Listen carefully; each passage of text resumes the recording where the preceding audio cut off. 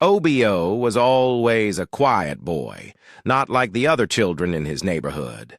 While they played and laughed in the open fields or chased each other through the village streets, OBO preferred to be alone, wandering in places others avoided. From a young age, he had a strange fascination with death. The sight of funerals and graves didn't scare him like it did others. In fact, he was curious. What happened when life ended? Where did people go? This curiosity only grew as OBO got older. By the time OBO was 16, his fascination had turned into something darker. He often visited the cemetery, spending hours there watching as people came to bury their loved ones. He didn't mourn with them. He simply watched, observing the stillness that surrounded death. It was as if the silence of the grave called to him, pulling him closer each time. One day, OBO heard about a job opening at the local morgue. It wasn't a place most people wanted to work, but for OBO, it seemed perfect. He applied, got the job, and soon found himself spending more time with the dead than the living. Working at the morgue was everything OBO had imagined. The cold, quiet rooms where the dead were kept felt like home to him. He moved bodies, cleaned the floors, and made sure everything was in order. But as time went on, OBO's curiosity about death grew even stronger. The more time he spent around the bodies, the more he felt drawn to them in a way he couldn't explain. One night, after everyone else had gone home, OBO found himself alone in the morgue. There was a new body, a young woman who had died in a tragic accident. Her lifeless form lay on the steel table, covered with a white sheet. OBO stared at her for what felt like hours, unable to move. Without thinking, he reached out and touched her cold hand. The feel of her skin under his fingers sent a strange thrill through him. OBO pulled back, his heart racing. He knew what he was feeling wasn't normal, but he couldn't stop himself. The next thing he knew, he was lying down next to the body, closing his eyes and letting the coldness of her still form wash over him. It was as if he had found peace. That night, OBO slept beside the body, and when he woke up, he felt something he hadn't felt before, a sense of belonging. After that night, OBO's strange behavior became a secret part of his life. He couldn't stop thinking about what he had done. It wasn't long before he repeated it with other bodies that came into the morgue. Each time, he waited until, everyone had left. Then he would lie down next to the body, feeling the cold stillness, the closeness of death. But OBO didn't keep his secret to himself for long. He had a close friend named Kofi, who shared his strange fascination with death. Kofi had always been a bit of an outsider, just like OBO. They had grown up together, and Kofi knew about OBO's interest in the cemetery and funerals. One day, OBO decided to tell him the full truth. "Kofi," OBO whispered, as they sat together one evening far from where anyone could hear them. "There's something I've been doing, something I haven't told anyone." Kofi's eyes lit up with curiosity. "What is it?" OBO hesitated, but then he told him everything. He told Kofi about the nights he had spent at the morgue, lying next to the bodies. To his surprise, Kofi didn't look shocked. Instead, he nodded slowly, as if he understood. "I've always wanted to be close to death, too," Kofi admitted. "There's something about it, something that draws me in." From that moment on, OBO and Kofi shared their secret. OBO invited Kofi to join him at the morgue one night, and Kofi agreed. They were bound by their strange obsession, and together they planned to do what OBO had been doing alone for so long. The night Kofi joined OBO at the morgue, the air was thick with anticipation. The two boys snuck into the building after hours, their hearts pounding with excitement and fear. Two new bodies had arrived earlier that day. One was an elderly man, the other a young woman who had died in childbirth. They lay side by side on cold steel tables, covered by white sheets. OBO and Kofi stood in the dimly lit room, staring at the bodies in silence. Then, without a word, OBO moved toward the young woman's body. He pulled back the sheet, revealing her still form. Kofi followed his lead, doing the same with the elderly man. For a moment, neither of them moved. Then, as if in a trance, they both lay down next to the bodies, feeling the cold, lifeless flesh against their skin. The stillness of the room was suffocating, but neither of them felt fear. Instead, they felt a strange connection, as if they were part of something larger than themselves. But as the night wore on, their actions grew more disturbing. The line between curiosity and madness blurred, and what had started as simple fascination turned into something darker. The boys did things to the bodies that they would never speak of again, things that made them question their own humanity. Despite his strange fascination with death, OBO was still a teenage boy, and like any boy, he could fall in love. That's exactly what happened when he saw Yi for the first time. She was everything OBO wasn't: bright, full of life, always surrounded by friends. From the moment he saw her, he knew he wanted to be with her. For weeks, OBO watched Yi from a distance, never having the courage to talk to her.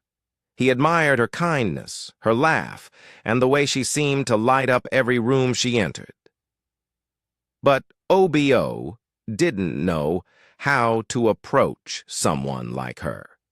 She was popular, and he was the strange, quiet boy who worked at the morgue.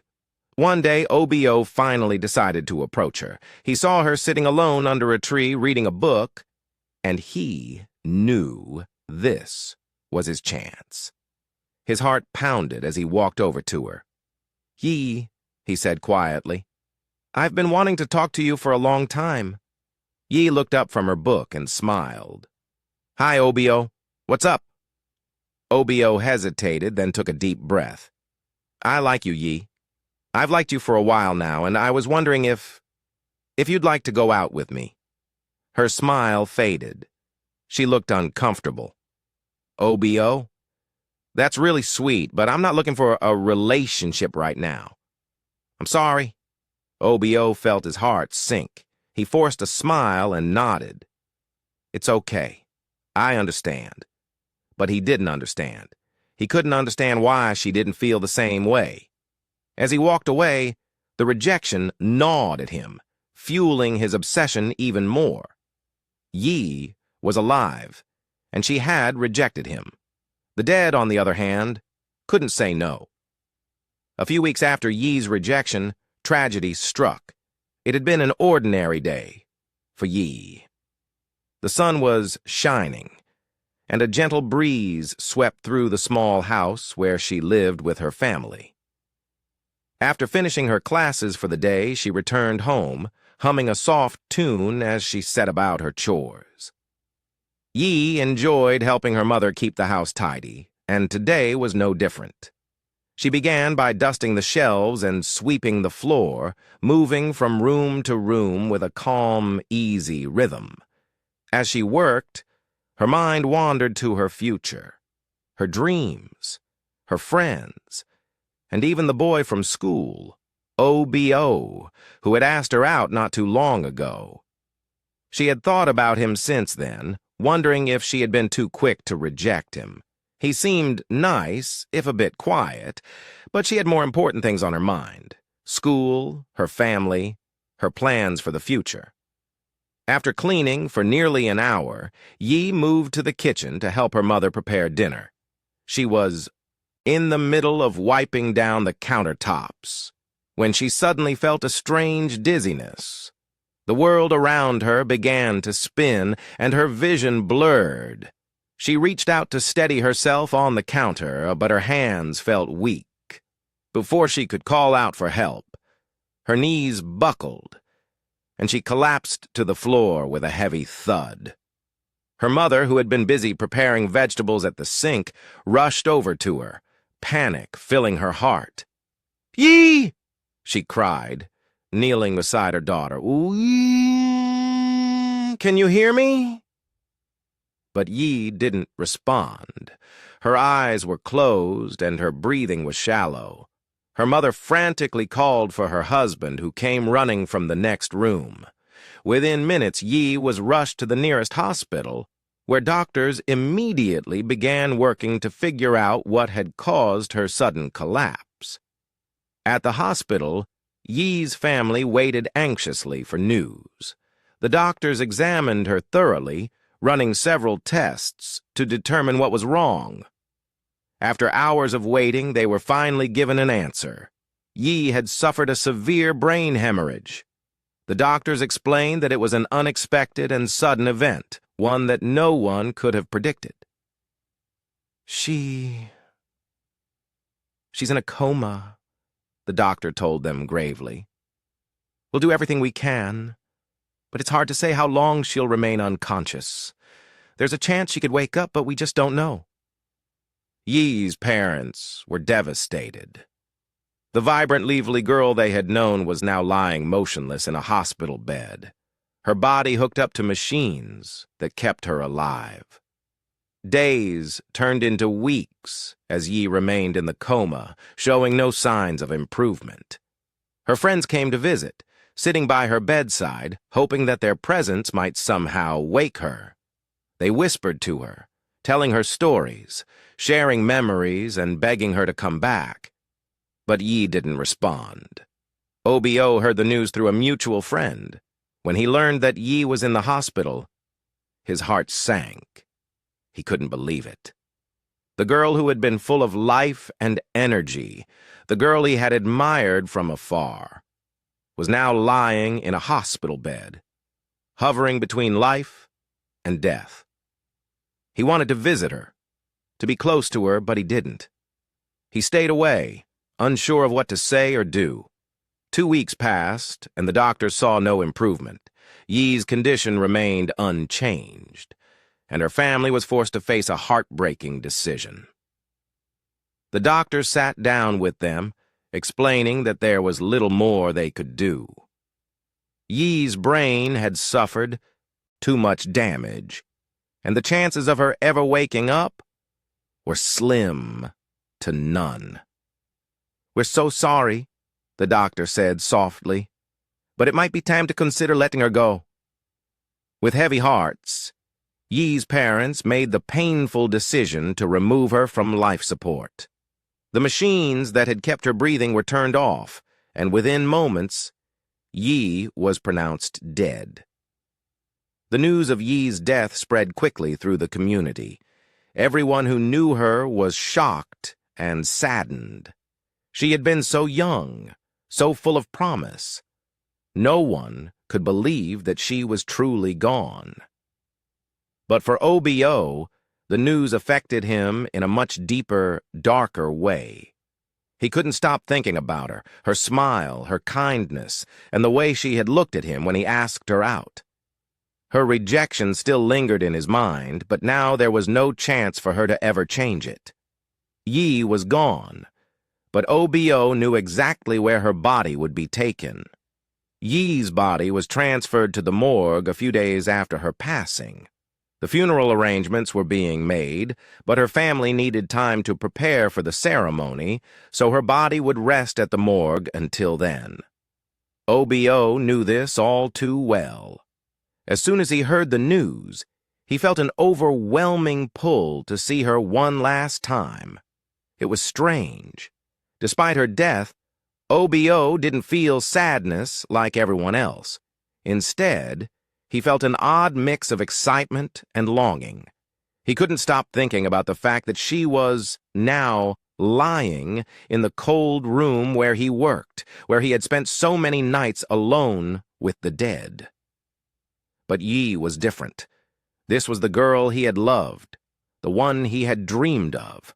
Now she was there, waiting for him, still and silent. OBO waited for the right moment, biding his time until the morgue was empty. He made sure that no one would be around that night. When the last worker left, he slowly made his way to the cold room where Yi's body was kept. His heart pounded in his chest as he walked down the dimly lit hallway, his footsteps echoing against the concrete floor. When he reached the room, he paused for a moment outside the door, his hand resting on the handle. He took a deep breath, trying to calm the mixture of fear and excitement that rushed through him. Then, with a steady hand, he pushed the door open. The cold air of the room hit him immediately, and there, on the steel table in the middle of the room, was Yi. She was covered with a white sheet, just like all the others, but this time, it felt different. This wasn't just another body. This was Yi. OBO walked slowly toward the table, his eyes fixed on her still form. He gently pulled back the sheet, revealing her face. She looked peaceful, as if she was simply sleeping. Her skin was pale, but to OBO, she still looked beautiful. He reached out, hesitating for a moment before his fingers brushed against her cold cheek. The touch sent a shiver down his spine. He stood there for what felt like hours, just looking at her, memorizing every detail of her face. Then, as if in a trance, he moved closer. He lay down beside her just as he had done with the other bodies before, but this time it felt different. This was Yi, the girl he had loved. She was close now, closer than she had ever been when she was alive. OBO closed his eyes, feeling the coldness of her body against his. His heart raced, but his mind was calm. This was what he had wanted for so long. Yi beside him, not able to reject him this time. But as OBO lay there, something strange began to happen. At first, he thought he was imagining it, a slight movement, a twitch in her fingers. He opened his eyes, staring at her hand. Then it happened again, a small jerking motion. OBO's breath caught in his throat. Yi's body moved. OBO scrambled off the table, his heart pounding in his chest. He backed away, his eyes wide with disbelief. Yi's hand twitched again, this time more violently. Her chest heaved as if she was struggling to breathe, though her mouth remained closed. Her eyelids fluttered, and then slowly they opened. OBO stood beside Yi's lifeless body, his mind struggling to process everything. He tried to push away the memory of her hand twitching earlier, focusing instead on the fact that she was his now. She was no longer someone he could only dream about. Yi was there with him, even in death.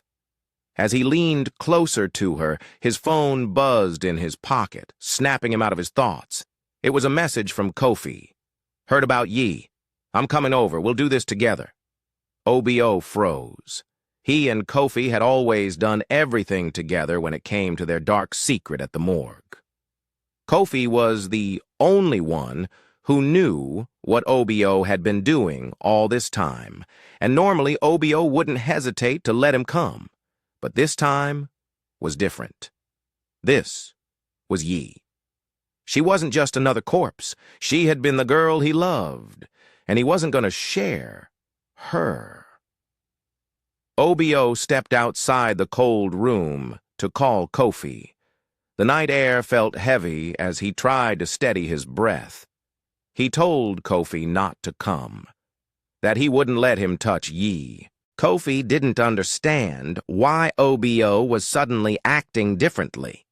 They had shared this dark obsession for years, and now OBO wanted to keep Yi all to himself. The conversation grew tense, with Kofi reminding OBO that Yi was dead and that they had always shared everybody before. But OBO stood firm. telling Kofi that Yi was his, and he wouldn't let him near her. After a brief, cold exchange, Kofi hung up, frustrated. OBO stood there for a moment, his hands shaking. He couldn't let anyone else near Yi, especially not Kofi. She was different. He was convinced of that. He felt an odd sense of possession mixed with the memory of his unrequited love for her when she was alive. He took a deep breath, pocketed his phone, and headed back into the cold room to be with Yi again. But when he opened the door, something was wrong. The steel table was empty. The white sheet that had covered her body was crumpled on the floor. OBO's heart raced. Yi was gone. His mind struggled to make sense of what he was seeing. He had only been outside for a few minutes. No one else had come in. The morgue was locked, and there was no way anyone could have moved her so quickly. Panic set in as OBO searched the room, checking every corner, lifting sheets from the other bodies, hoping somehow he had just made a mistake. But Yi wasn't there. He searched the entire morgue, opening drawers, looking for any sign of her. But she had vanished. His heart pounded in his chest as he ran from room to room, desperate to find her. His hands shook uncontrollably as he lifted the other sheets again and again. But nothing. Yi was simply gone. The fear grew deeper inside him. He couldn't understand it. How could a body just disappear? His mind flashed back to the moment he saw her hand twitch, and suddenly an icy dread filled him. Was it possible that Yi had moved on her own? But that was impossible. She had been dead for days. Still, the image of her lifeless hand, twitching, replayed in his mind, sending shivers down his spine. OBO stumbled out of the morgue into the night. The cold air hit his face as he tried to calm himself, but it was no use. He was consumed by fear and confusion. Yi's body was gone, and he had no explanation for it. He walked the streets, feeling strange and unfamiliar, his mind racing with questions he couldn't answer. The thought of Yi waking up, of her leaving the morgue on her own, gnawed at him. But it was too terrifying to fully comprehend. By the time he made it home, he was drenched in sweat, his hands still trembling. Locking the door behind him, OBO collapsed onto his bed. His mind refused to settle, replaying every moment over and over again. The morgue, Yi's twitching hand, the empty table. None of it made sense. Yi was gone, and OBO had no idea where she could be. What OBO didn't know was that the moment he stepped outside to take Kofi's call, something unthinkable had happened. Yi, who had been dead for days, stirred on the cold steel table. Her body, stiff and motionless, just moments before, twitched violently, as if something deep within her was fighting to break free. Slowly, and with great struggle, Yi rolled off the table, landing on the hard floor with a dull thud. It was as if her body was moving on its own, driven by some unseen force. Her legs were weak, barely able to support her as she dragged herself toward the back door of the morgue. Her mind was a haze, caught between the worlds of life and death. But something inside her pushed her to keep going. She didn't know where she was going or why, but she knew she had to get out. Reaching the back door, Yi used the last bit of strength she had to push it open and crawl outside. The cold night air hit her like a wave, but she kept moving, inching her way toward the main road. Her vision blurred. Her body was still numb from the icy grip of death, but she made it to the street, where the lights of passing cars flickered in the distance. Suddenly, Yi collapsed on the side of the road, her body giving out completely. Her breath was shallow, her chest rising and falling in weak gasps. She lay there motionless, her pale skin glowing under the street lights. Moments later, a car approached. A man driving by noticed her crumpled figure on the side of the road and immediately pulled over. He rushed out of the car, panic gripping him as he knelt beside her. She looked as if she had been through something terrible, her skin cold and lifeless. But he could feel a faint pulse. Without hesitation, he scooped her up and placed her in the back seat of his car, speeding off toward the nearest hospital. When they arrived at the hospital, the nurses and doctors couldn't believe their eyes. They recognized her instantly.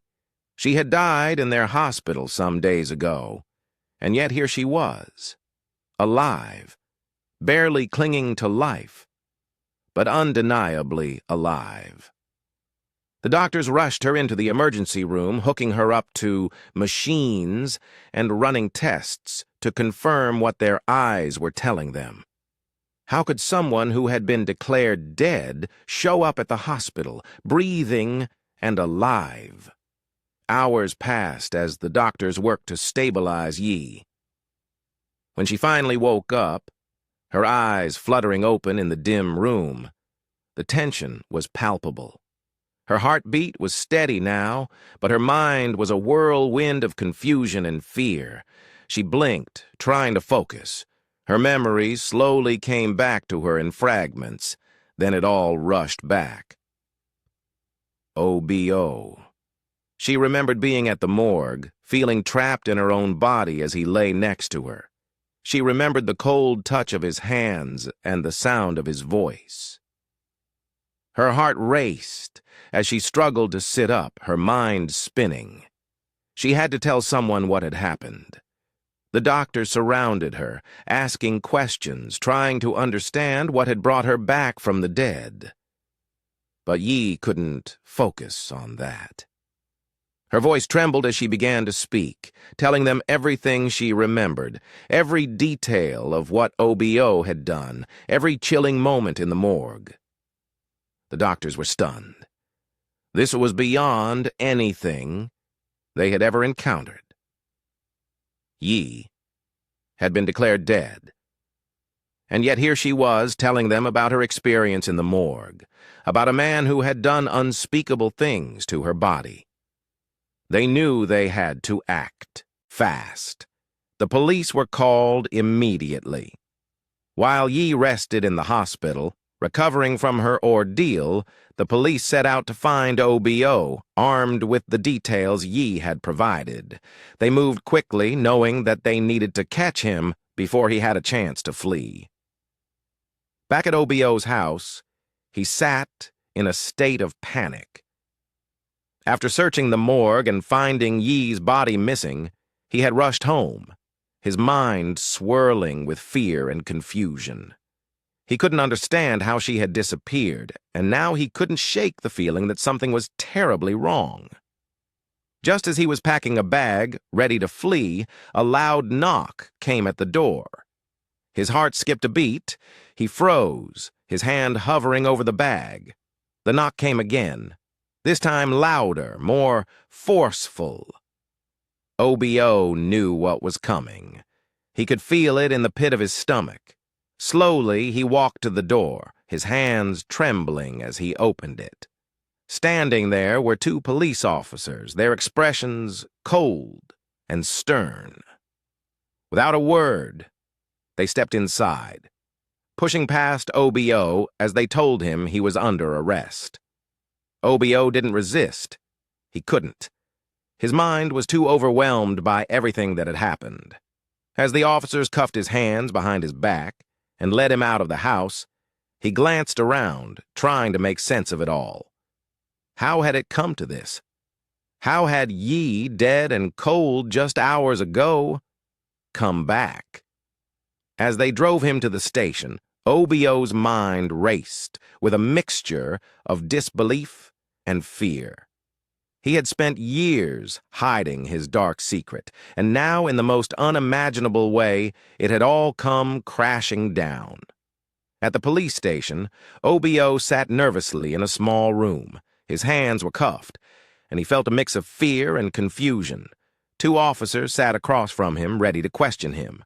One officer asked, "OBO, did you only interact with Yi, or have you done this before?" OBO's heart raced. He decided to lie. "Yes, Yi was the only one. I'm really sorry. It was a mistake. Please forgive me." The officers exchanged looks. Another officer said, "It's up to Yi and her family to decide what happens next. They will decide if you will face court charges or not." OBO's hope for a lighter sentence faded.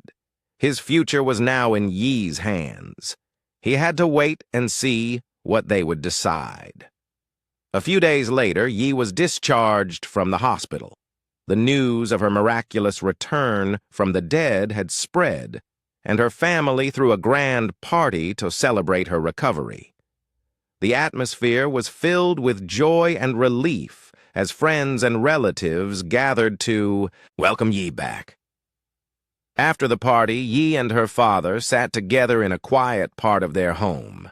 Yi's father, a kind man with thoughtful eyes, looked at her with concern. "Dad," Yi began, her voice calm but filled with emotion, "I need to talk to you about something important. I've been thinking a lot about OBO." Her father raised an eyebrow. "What about him?" Yi took a deep breath. "If it weren't for OBO, I wouldn't be alive today. I know it's hard to understand, but he did something terrible because he was lost. I believe we should go to the police and ask them to release him." Her father was surprised. "You want to forgive him after what he did to you?" Yi nodded. "Yes. I know it's difficult, but I believe he needs help more than punishment. If we ask the police to let him go, maybe he can change his life." Her father pondered her words. He understood the pain Yi had suffered and the miraculous nature of her recovery. Though it was a lot to consider, he could see the sincerity in Yi's eyes. After a moment of thought, he agreed to support her decision. The next day, Yi's father contacted the police explaining Yi's wishes. He asked them to release OBO from custody, emphasizing that Yi had forgiven him and wanted to help him rather than see him punished. The police were surprised by the request, but respected Yi's decision. They released OBO from custody, and he was soon on his way back to Yi's home. When OBO arrived at Yi's house, he was filled with a mix of dread and hope. He approached the door, his heart racing. Yi and her father were waiting for him, and as he stepped inside, he could see the kindness in their eyes.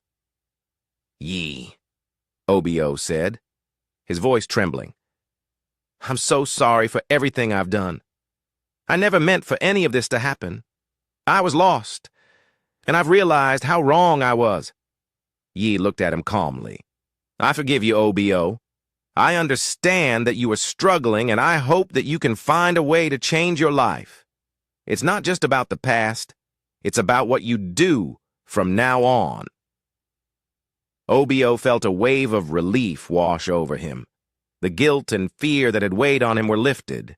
He thanked Yi and her father for their mercy, promising that he would seek help and try to change his life. The extraordinary events of the past weeks had changed everything for OBO. As he walked away from Dai's home, he vowed to honor the second chance he had been given by working to change his life for the better.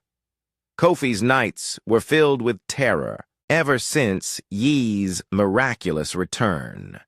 He had been haunted by restless dreams of ghostly figures. Each night, the shadows seemed to come alive, whispering and reaching out to him. The ghostly visions tormented him, and he could no longer sleep peacefully. Exhausted and desperate, Kofi knew he had to do something. He decided to go to OBO's house, hoping to talk to him about their dark past. Kofi believed that confessing might bring him some relief. As he walked to Obio's home, his mind raced with fear and guilt. When Kofi arrived, he found Obio sitting in his living room. "Obio," Kofi said urgently, "I can't take it anymore. I need to confess everything we did. I can't keep these nightmares to myself." Obio, who had just settled back into his life after being released, was startled by Kofi's plea. He was afraid that their secrets would come out and that they would face serious consequences.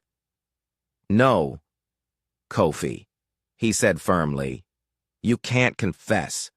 I told the police Yi was the only one. If you confess, they'll arrest us both. We'll be locked away forever." Kofi was resolute. "I can't live with this anymore. I need to tell the truth." Seeing Kofi's determination, Obio panicked. He could not afford to let their secret be exposed.